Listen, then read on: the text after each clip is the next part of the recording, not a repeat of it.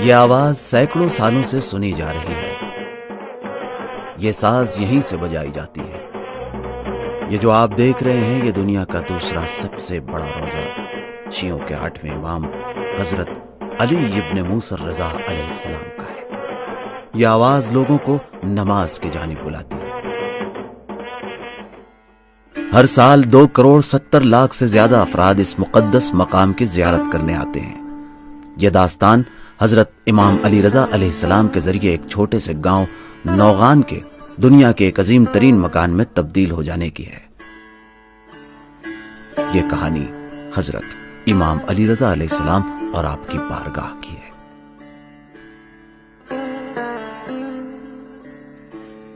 بارہ صدی پہلے حضرت امام علی رضا علیہ السلام کی شہادت کے بعد سن 203 ہجری قمری میں آپ کا جسم اطہر بہت بڑے باغ میں چھوٹے سے مقبرے میں دفن کر دیا گیا.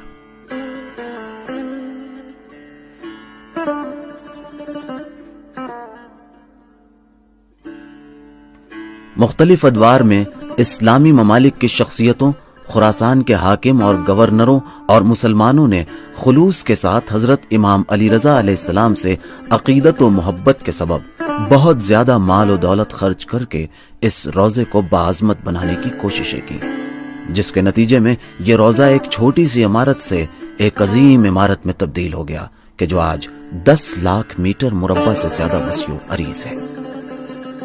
آج یہ روزہ منورہ ایران میں سب سے بڑے پرائیویٹ آرگنائزیشن کے ذریعے چل رہا ہے. اس روزے میں ہزاروں خادمین اپنی خدمات انجام دے رہے ہیں.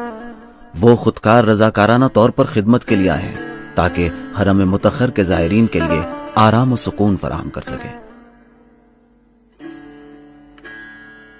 ان خادمین کے درمیان ڈاکٹر، علماء، دانشمند، وکیل اور وزیر بھی موجود ہیں کہ سب مل کر زائرین کرام کے لیے زیارت کی راہیں آسان کرتے ہیں. کروڑوں افراد ہر سال دنیا کے 180 ممالک سے اس مقدس مقام کی زیارت کے لیے سفر کرتے ہیں، جن میں سے تقریباً 15 لاکھ زائرین غیر ایرانی ہوتے ہیں اور تقریباً 4000 افراد دوسرے مذہب سے سیاحت و تفریح کے لیے آتے ہیں. حضرت امام علی رضا علیہ السلام کا روضہ مبارک مختلف حصوں پر مشتمل ہے، جیسے صحن، گیلریاں، ہال اور دیگر حصے. بست یا گیلری حضرت امام علی رضا علیہ السلام کے روضے میں خاص مقام کو کہا جاتا ہے، جو آستان قدس رضوی کے عمارت کے اطراف میں اور بارگاہ رضوی کے صحن میں داخل ہونے سے پہلے حصے کو شامل ہوتا ہے اور بارگاہ رضوی کے صحن میں داخل ہونے سے پہلے حصے کو شامل ہوتا ہے.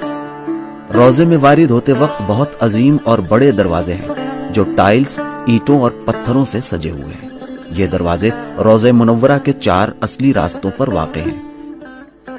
ان دروازوں سے داخل ہو کر صحنوں میں وارد ہوتے ہیں. کھلے ہوئے بغیر چھتوں کے دالان، وسیع و عریض صحن جہاں مناسبتوں میں مذہبی پروگرامز، عزاداری اور نماز جماعت منعقد ہوتی ہیں. حضرت امام علی رضا علیہ السلام کے روضہ منورہ میں مجموعاً 9 صحن ہیں، جن میں سب سے قدیمی صحن انقلاب اور سب سے بڑا صحن جامع رضوی ہے اور سب سے چھوٹا صحن صحن قدس ہے جو فلسطین میں بیت المقدس کی شبیہ ہے. صحنوں سے گزرنے کے بعد ایوانوں میں پہنچتے ہیں جن کو رواق یعنی ہال کہا جاتا ہے، جو ذریعہ مقدس کے اطراف میں بنائے گئے ہیں. یہ مقدس مقامات بے نظیر شیشوں اور خوبصورت ٹائلز اور کاشیکاری سے بنے ہوئے ہیں. حضرت امام علی رضا علیہ السلام کے روضہ منورہ میں 32 ہال ہیں، جن میں سے سب سے زیادہ قدیم دارالحفاظ ہال اور سب سے بڑا امام خمینی رحمت اللہ علیہ ہال ہے اور سب سے چھوٹا ہال دارالعزہ ہے. قدیم زمانے سے ہی ہال اور شبستان اہل دل اور اللہ والوں کے لیے تنہائی میں عبادت کے لیے بہترین جگہ رہی ہے. ہالوں سے گزرنے کے بعد ہم ذریعہ مطہر کی جانب بڑھتے ہیں. گنبد کے نیچے ذریعہ مطہر موجود ہے. حضرت امام علی رضا علیہ السلام کی قبر مطہر ایک چاندی کی جالی میں ہے جس کو ذریعہ کہا جاتا ہے. حضرت امام علی رضا علیہ السلام کے عاشق زائرین حضرت کے چاروں طرف راز و نیاز میں مصروف رہتے ہیں۔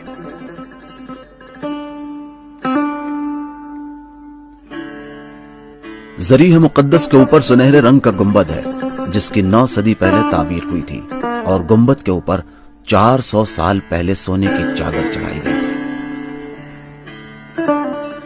بارگاہ رضوی کے گنبد کے اطراف اور دروازوں کے اوپر میناریں بنی ہیں جو قدیم زمانے میں اذان کہنے اور رات میں مسافروں کو راستہ دکھانے کے لیے چراغ روشن کرنے کا کام کرتی تھی۔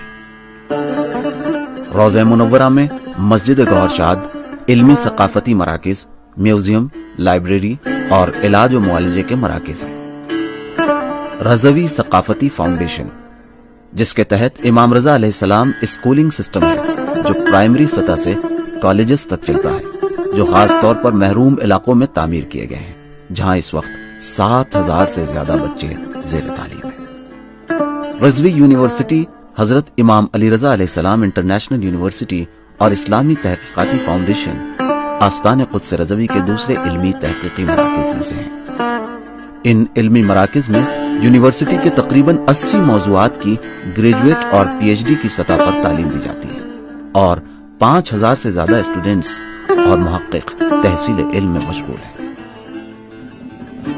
آستان قدس رضوی کا پبلشرز اور پریس سنٹر 3 کروڑ سے زیادہ کتابیں زیور طبع سے آراستہ کر چکا ہے، جو اسلامی علوم و معارف، قرآنی تعلیمات اور دیگر علوم پر مشتمل ہے۔ اس کے تحت مشہد، تہران اور ایران کے دوسرے شہروں میں متعدد بک اسٹال اور ثقافتی سینٹرز موجود ہیں۔ آستان قدس رضوی کی مرکزی لائبریری، جو ایران و دنیا اسلام کے علمی آثار کا عظیم ترین گنجینہ اور مخزن شمار ہوتا ہے۔ اس مرکزی لائبریری سے 60 دوسری لائبریریاں بھی وابستہ ہیں، جن میں 45 لاکھ مطبوعہ کتابیں اور 80 لاکھ الیکٹرانک ماخذ موجود ہیں۔ ان میں تاریخ اسلام کے بہت سے کمیاب نسخے ہیں۔ یہ لائبریری اسلامی تحقیقات کے لیے انٹرنیشنل سینٹر شمار ہوتی ہے۔ 4 عمارتوں میں آستان قدس رضوی کے میوزیمز، 16 خصوصی گنجینے اور 8000 سے زیادہ اشیاء، جنہیں دیکھنے کے لیے ہر سال 10 لاکھ لوگ آتے ہیں۔ حرم رضوی کا تاریخی میوزیم، فرش کا خصوصی میوزیم، سکوں کا مخزن، ڈاک ٹکٹ مخزن وغیرہ انہی میوزیمز کا حصہ ہے۔ حضرت امام علی رضا علیہ السلام کا انتہائی قدیمی دسترخوان، جہاں ہر روز 18000 مہمانوں کی ضیافت ہوتی ہے، جن میں زائرین کی تعداد 16000 ہے اور باقی خادم ہوتے ہیں۔ ماہ رمضان المبارک میں تقریباً 30 لاکھ افراد کو حرم مطہر رضوی میں افطاری دی جاتی ہے۔ یہ افطاری دنیا کے تازہ کھانوں کا سب سے بڑا دسترخوان شمار ہوتا ہے۔ رضوی ہسپتال، دارالشفا ہسپتال اور آستان قدس رضوی سے وابستہ دوسرے متعدد ہسپتال، جن میں اس مقدس بارگاہ میں علاج و معالجے کے متعدد مراکز اور کیمپس موجود ہیں، جو مختلف سیکشنز جیسے نیوکلیئر ادویات، کینسر سینٹر اور دوسرے متعدد خصوصی کلینکس ایرانی و غیر ایرانی مریضوں کے معالجے کے لیے حاضر خدمت رہتے ہیں۔ رضوی اقتصادی تنظیم، قابل اعتماد اور پائیدار مالی وسائل فراہم کرنے اور ثقافتی سرگرمیوں کو انجام دینے کی خاطر آستان قدس رضوی کے خیریہ اور اجتماعی مراکز بنائے گئے ہیں۔ یہ مراکز دوا سازی، فارمیسی، غذائی کمپنیاں، فرش بننے کی کمپنیاں، عمارتوں کی تعمیرات، کاشتکاری اور حیوانات فارم، آئل اور گیس، انفارمیشن ٹیکنالوجی، سرمایہ کاری جیسے کاروبار کے مختلف میدانوں میں سرگرمیاں بنائیں۔ مذکورہ بالا سرگرم ادارے آستان قدس رضوی اقتصادی آرگنائزیشن کے زیر نظر تقریباً 70 کمپنیوں اور اقتصادی انسٹیٹیوٹ کی صورت میں کام کر رہے ہیں۔ اس آرگنائزیشن کے تحت 12000 سے زیادہ افراد براہ راست یا بالواسطہ طور پر ان کمپنیوں اور اداروں میں مصروف عمل ہیں۔ آستان قدس رضوی کی ورزش گاہیں اور جم، ورزش کے لیے متعدد عمارتیں جن کا رقبہ 23 ایکڑ سے زیادہ ہے۔ اس ادارے میں 12 ورزشی ٹیمیں موجود ہیں اور اس میں ہر روز 5000 سے زیادہ افراد ورزش کے وسائل سے بہرور ہوتے ہیں۔ یہ تمام ثقافتی اجتماعی عظیم محصولات حضرت امام علی رضا علیہ السلام کے وجود مقدس کے زیر سایہ ہیں اور لوگوں کی اپنے مہربان امام سے محبت و لگاؤ اس عظیم ترقی و کمال کا سبب بنی، جو آج دنیا میں خدمت کی کیفیت و کمیت کے اعتبار سے بے نظیر ہے۔ شیعہ مذہب کے عقیدے میں امام ایک معصوم شخصیت ہے جو اپنے کردار و گفتار میں کوئی خطا و لغزش نہیں رکھتے اور خداوند عالم کی جانب سے منتخب ہوتے ہیں تاکہ رسول خدا صلی اللہ علیہ وآلہ وسلم کے بعد حضرت کے جانشین قرار پائیں اور قرآن کریم کی تفسیر کریں اور دین اسلام کے احکام بیان فرمائیں۔ ہر شخص کا رابطہ اپنے امام سے الگ الگ ہوتا ہے۔ بعض امام کو ایک مہربان باپ کی نظر سے دیکھتے ہیں اور بعض افراد ایک ہمدرد بھائی کی نظر سے اور بعض دلسوز رہبر کی مانند۔ اور یہی وجہ ہے کہ ان لوگوں کے لیے روزے کی حیثیت ایک زیارت گاہ سے کہیں زیادہ ہوتی ہے، جیسے اپنے باپ کا گھر۔